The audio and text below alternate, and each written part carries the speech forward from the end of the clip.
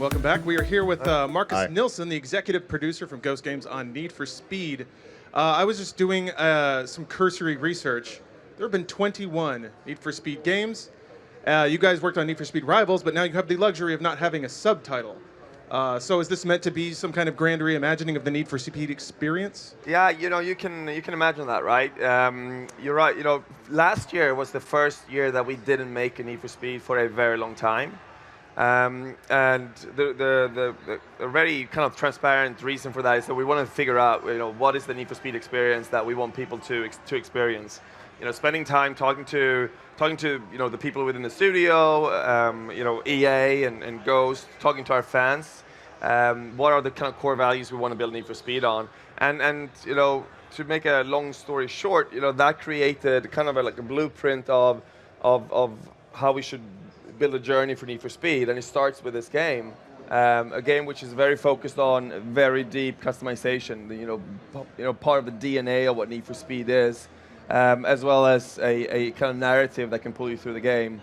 So, to me, as a game maker, it just feels, for the first time in a long time, it feels like we're doing the totally the right thing, across the board when it comes to Need for Speed. I'm glad that you touched on the narrative, because honestly, that was always one of my favorite parts of Need for Speed, specifically like Underground. Yeah.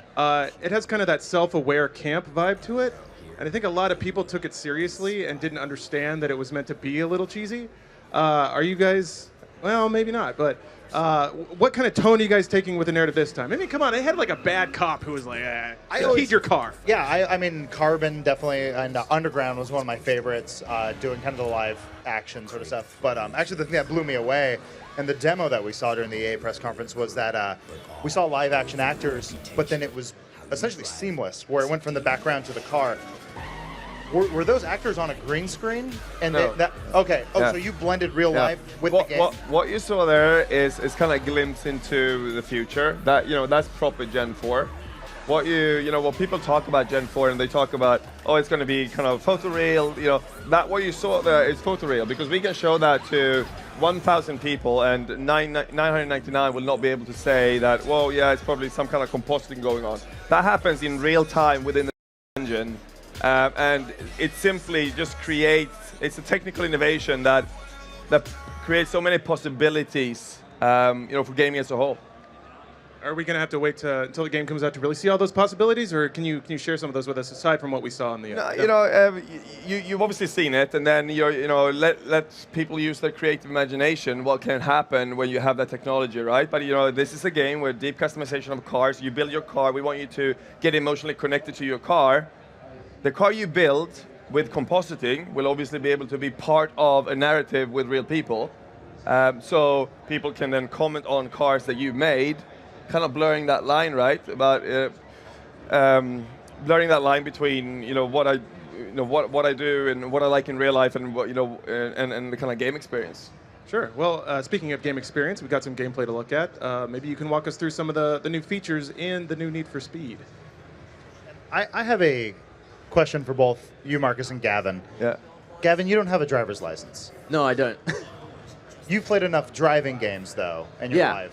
Marcus, is Need for Speed good enough, real enough, that our friend Gavin can learn to drive and get his license on his first try? Using just the video game? Just doing the video game. Absolutely not. No. Yeah. Well, no. I mean, other people could, not Gavin, but yeah.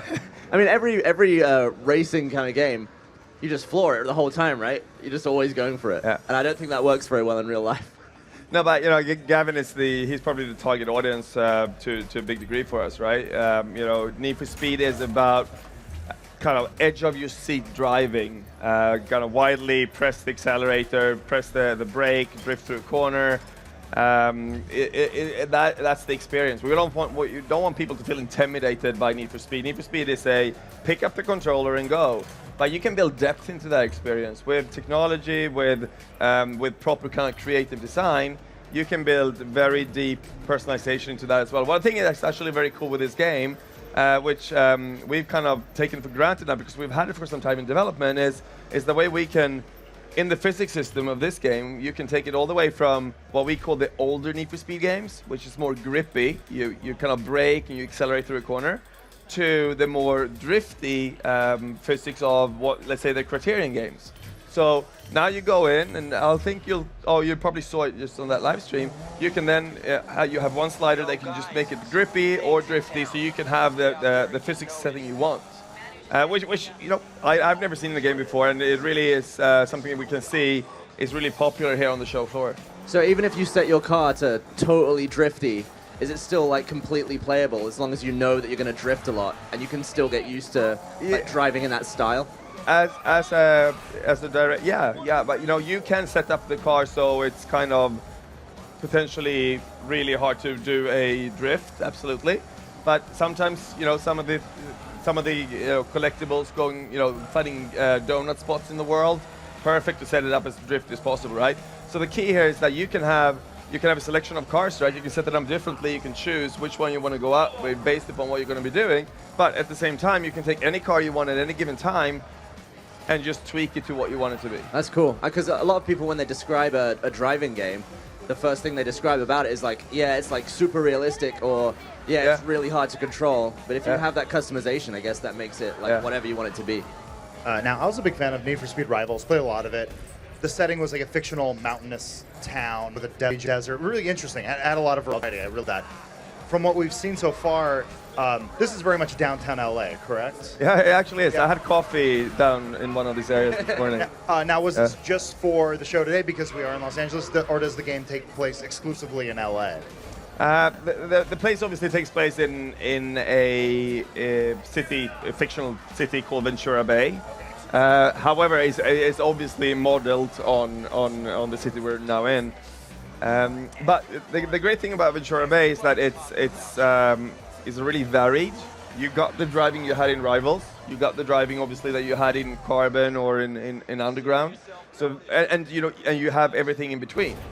So I'd say that the variety of driving in this reboot is trying to encapsulate or add all the different elements that we really enjoyed throughout the years of playing Need for Speed. I have a few questions about the raw mechanics of the game. I noticed that while you're wrecking things and breaking the law, you have this fine that's ticking up in the upper right. Is that like a penalty if you get caught? You have to pay the fine, or is just driving poorly kind of penalizes you? It's actually both. The fine starts when the cops after you, right? But the one thing that we've added to this experience is, and actually learning from Rivals. Rivals, we had cop versus racer, right? In this all-drive setting, you go in and you drive as a racer, other people drive as a cop, and it was kind of relentlessly chasing you all the time. There's, oh my God, it's just that the tempo is so high. In this game, obviously everyone is a racer, but the AI cops will still kind of chase you down. But there will be, once you do something illegal, they'll start going after you, which normally you do something illegal in Need for Speed. So, when that happens, you can stop and pay the fine. So you can get, if you're on your way to something and you don't want to get stopped, you just pay the fine and you carry on until you obviously do something illegal again. We also obviously try to balance that, so we get that feeling of there's more safe areas in the world where you can basically go and there's not going to be cops, where you can just enjoy drifting or racing. And then downtown, as you get downtown, that's more of where the cops are going to be. The important thing of kind of structuring that way is that the way that we have structured the narrative in this game is that we have 5 parallel stories. And those 5 parallel stories symbolizes 5 different ways of playing. And that comes from, again, going back to last year when we sat down, let's think about what the optimal Need for Speed experience is. We're thinking, what is the kind of perfect Need for Speed moment? And we started talking to people and spoke to fans, and we got to the fact that Need for Speed is about going insanely fast, drifting through a corner in my customized car together with my mates, but being chased by cops. And we're like, okay, that's kind of 1, 2, 3, 4, that's 5 components. How can we make a game out of kind of trying to build towards that moment?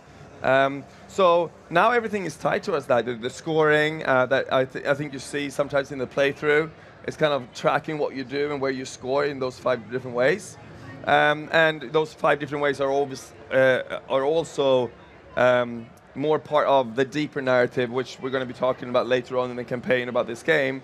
But essentially each is headed up by a kind of real-world car culture hero.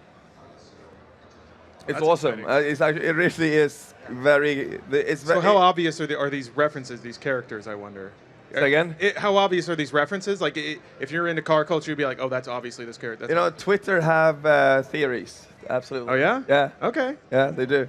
I noticed that also. So speaking of drifting, that camera pitches real low whenever you're whipping around corners, and it's a cool effect. But have you set any stomachs churning with that stuff? I know some people with motion sickness maybe be triggered. Well, you know, there's been. I think that we could have been clearer in describing to all our fans that that's obviously an option. Okay.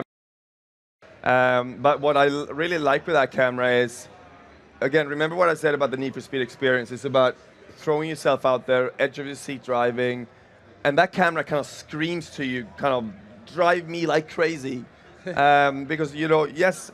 You do not see exactly where you're going all the time with that, but at the same time, you get an awesome long view of the awesome car you made, with the visuals we have and the particles, just fuming up. So it is essentially most likely the most popular camera people play in the office now because they're getting very good at it. So. But you know, it's an option. You still have. You get people doing like this stuff whenever they're driving. You have other cameras as well. Okay. And speaking of being chased by the police, the Hot Pursuit series in particular always have these very bombastic escapes to the extent that you're like blowing up restaurants and giant donuts or like rolling over cops and things like that. Is it a little more tempered in this game when it comes to actually evading the police? Yeah, it is. It really is. We're kind of taking it down a notch, not based upon that was boring, but you know, we're going into the car culture here, right? The important for us is to spend energy on what is going to make our fans happy, and I believe going really deep on the authenticity of that culture, going authentic in terms of the iconic cars, the customization parts, the language, the people. That's much more important to me in this game for sure. One of the things to me that is most visually impressive from the stuff we've seen is the reflections on the road and the lighting and like kind of the glow that comes from all the lights is like a super realistic feel. Yeah. Like, was there a lot of effort put into the realism of the city that you're driving around in? No, it's really easy to do that. No, I'm kidding. There's absolutely ridiculous going into that, and it really is a combination of the quite astonishing Frostbite engine. As well as a very, very strong art team at Ghost. Yeah, because it's one of those things where if you look at it from a distance, you're kind of trying to decide whether it's a real footage or whether it's a video game. And we've had in the process of making this game, when we started pitching kind of what we wanted the game to be within EA, we showed two movies. One was the reference that the art team kind of took, and they created a Frostbite demo of it, and we showed them side by side to all the execs within EA, and 100% kind of, why are we showing us two movies? I don't understand.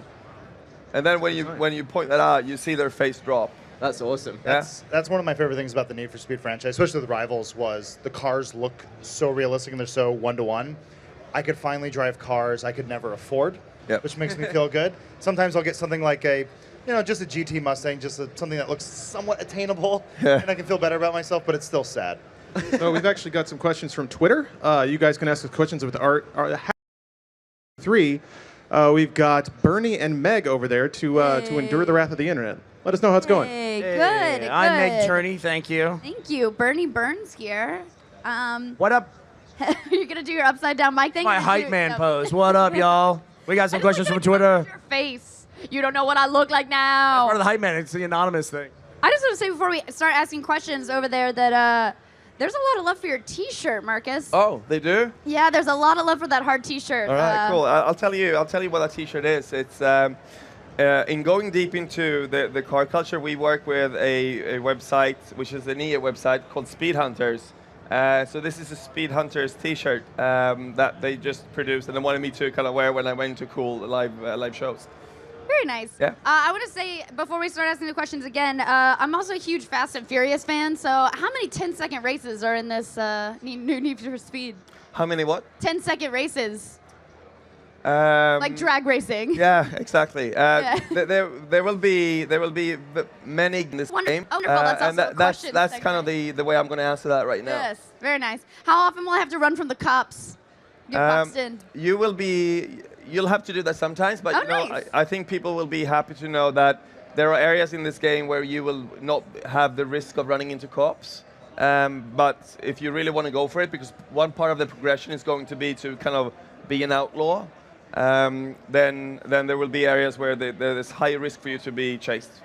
Very nice. We have a question from @ScoobyJ who confuses the people in the trailer. He says, "Are they real or do they just look that real?" Apparently, he believes they're animated. Okay. They are real.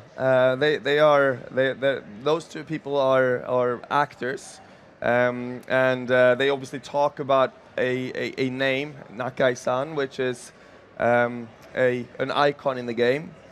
And then we're obviously blending them seamlessly into this customization interface.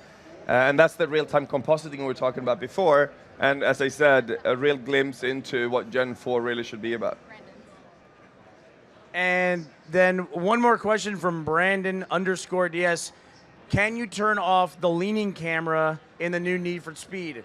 By the way, super excited for the game. All right, good. I'm happy you're super excited. And yes, you can. We just wanted to show something we feel is really innovative. In something that most people probably think that you can't really innovate in cameras, and we totally think we can, and we worked on it for a long time. It's not something you just turn on that, because to your comment before, it can make kind of motion sick and all that, but you can absolutely turn it off. All right, well, Marcus, thanks for dropping by. That's all the time we have for questions, but game looks great. It looks like interactive Fast and Furious, and Need for Speed has been there for that whole series, which is a little insane, and actually a little bit before that. So thank you for picking up the torch. It looks great so far.